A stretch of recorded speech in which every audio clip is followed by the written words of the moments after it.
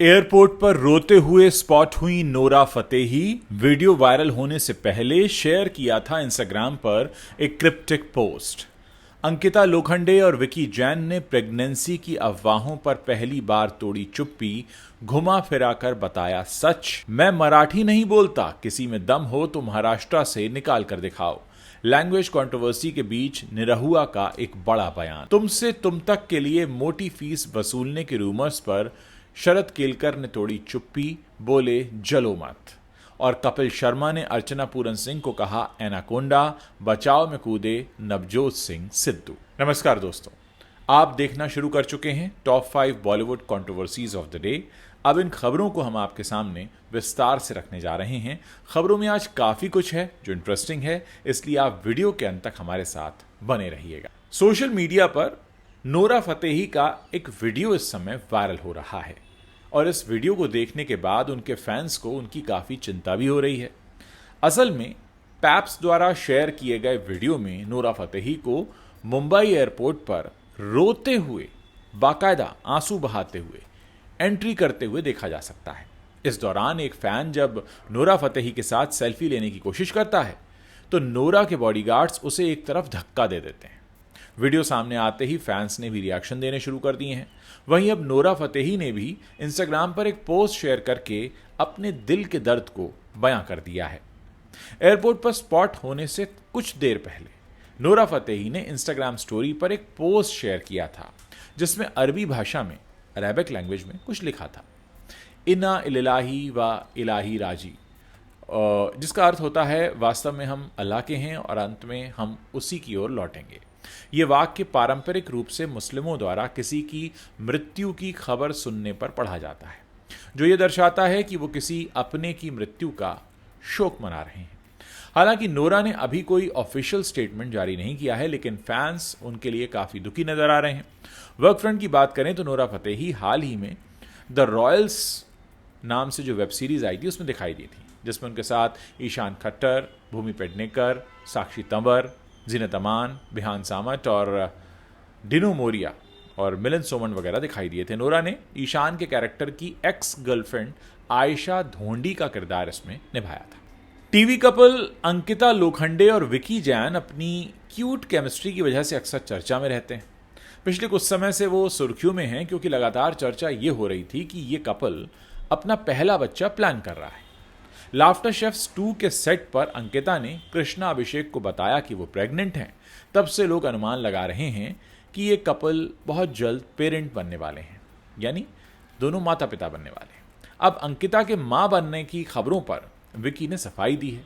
कुछ समय पहले अंकिता और विकी ने अपने जीवन और परिवार से जुड़े सवालों का जवाब दिया था अपने फैंस को। उन्होंने अपनी पहली डेट से जुड़ी यादें शेयर की और अपने वीलॉग में चल रही प्रेगनेंसी की अफवाहों के बारे में भी खुलकर बात की। अंकिता ने कहा, खबरें तो काफ़ी समय से चल रही हैं, लेकिन प्रेग्नेंट हैं की जगह प्रेग्नेंट कब होंगी ये सवाल होना चाहिए।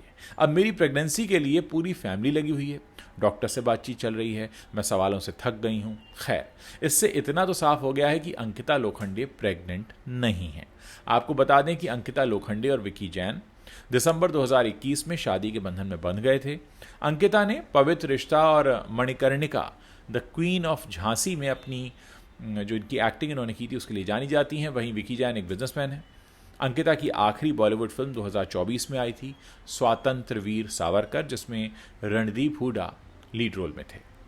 महाराष्ट्र में इन दिनों मराठी भाषा को लेकर खूब विवाद हो रहा है। इसी बीच 20 साल बाद उद्धव ठाकरे और राज ठाकरे ने सारे गिले शिकवे भुलाकर आपस में मेल मिलाप कर लिया है, जिसके बाद महाराष्ट्र में सिर्फ मराठी बोलने को लेकर एक विवाद शुरू हो गया है। एमएनएस के कार्यकर्ता सड़कों पर उतरकर खूब ड्रामा कर रहे हैं और महाराष्ट्र में हिंदी और अन्य भाषा के बोलने पर मनाही की जा रही है। ऐसे में इस विवाद में अब भोजपुरी एक्टर और सिंगर और पॉलिटिशियन दिनेश लाल यादव उर्फ निरहुआ भी कूद पड़े हैं। उन्होंने एक बयान जारी किया है और कहा है कि अगर किसी में दम है तो मराठी न बोलने पर उन्हें महाराष्ट्र से बाहर निकाल कर दिखाए। दरअसल एक न्यूज़ एजेंसी से बातचीत में निरहुआ ने कहा, मुझे लगता है कि ये गंदी राजनीति है, ऐसा देश में कहीं होना नहीं चाहिए। ये देश अपनी भाषाओं और संस्कृतियों के लिए जाना जाता है। मुझे लगता है कि इस तरह की गंदी राजनीति करने वाले लोगों को ऐसा करने से बचना चाहिए और संभल जाना चाहिए। ये तोड़ने की राजनीति है, आप जोड़ने की राजनीति करिए, तोड़ने की नहीं। मुझे लगता है कि अगर कोई इस तरह की बात करता है तो किसी में दम है तो हमको महाराष्ट्र से निकाल कर दिखाए। मैं मराठी नहीं बोलता हूं, मैं किसी भी नेता को खुला चैलेंज देता हूं कि अगर तुम्हारे अंदर दम है तो मैं मराठी नहीं बोलता, मुझे महाराष्ट्र से निकाल कर तो दिखाओ। अभिनेता शरद केलकर ने शो तुमसे तुम तक के साथ टीवी पर कई सालों के बाद कमबैक किया है। इस शो में वो निहारिका चौकसे के साथ नजर आएंगे और ये शो 7 जुलाई से प्रीमियर हो रहा है। इस सब के बीच कई रिपोर्ट्स में दावा यह किया गया कि शरद ने इस शो से सबसे ज़्यादा फीस वसूली है।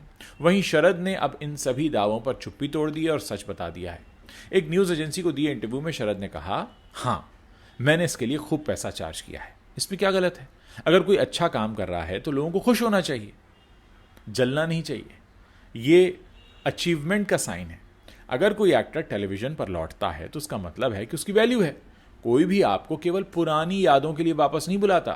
उन्होंने खुलासा किया कि ये शो उन्हें जनवरी में ऑफर हो गया था, लेकिन किसी दूसरी सीरीज की शूटिंग की कमिटमेंट्स की वजह से उन्हें इसे ठुकराना पड़ा था। उस वक्त मेकर्स ने मार्च में फिर उनसे संपर्क किया और इस बार कहानी सुनकर शरद काफ़ी एक्साइटेड हो गए। तुमसे तुम तक की बात करें तो इसकी कहानी अनु और आर्यवर्धन के बीच एक अनकन्वेंशनल रोमांटिक स्टोरी पर फोकस्ड है।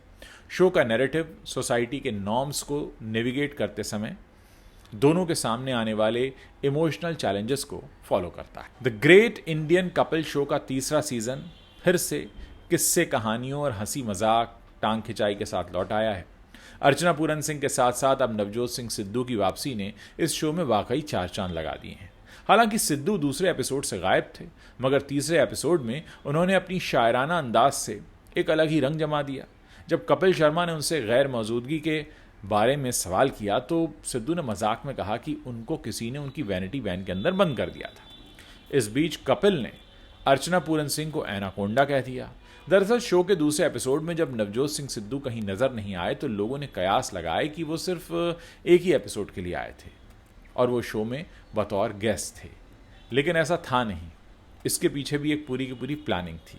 तो जब कपिल शर्मा ने उनसे पूछा कि वो पिछली बार क्यों नहीं आए, यानी सेकंड एपिसोड में, तो तीसरे एपिसोड में नवजोत सिंह सिद्धू ने कहा कि मुझे किसी ने वैनिटी में बंद कर दिया था। इस पर कपिल शर्मा ने कहा, कभी कभी हमारे बीच एक सांप होता है और आपकी तो आस्तीन भी इतनी बड़ी है कि पूरा का पूरा एनाकोंडा भी हो सकता है। कपिल शर्मा ने अर्चना पूरन सिंह की तरफ इशारा किया और चिढ़ाते हुए उनको एनाकोंडा कहा और सिद्धू से पूछा, मैं आपको बताऊं कि आपकी वैनिटी में किसने बंद किया था आपको। इन सब हंसी मजाक को अर्चना ने नज़रअंदाज करने की कोशिश की, लेकिन अंत में उन्होंने नवजोत सिंह सिद्धू को सिड कहते हुए कहा, सिड तुम्हें लगता है मैं तुम्हारे साथ कुछ ऐसा करूंगी? कभी नहीं, तुम तो मेरे स्वीट हार्ट हो। तो दोस्तों, ये 5 बड़ी खबरें हैं, कंट्रोवर्शियल खबरें जो इस समय इंटरनेट पर वायरल हो रही हैं। अगर आपको वीडियो पसंद आया है तो इसे अपने दोस्तों के साथ शेयर कर सकते हैं और जाने से पहले हमारे चैनल को सब्सक्राइब करना मत भूलिएगा ताकि जब भी हम कोई नया वीडियो पोस्ट करें उसकी जानकारी आप तक तुरंत पहुंच सके।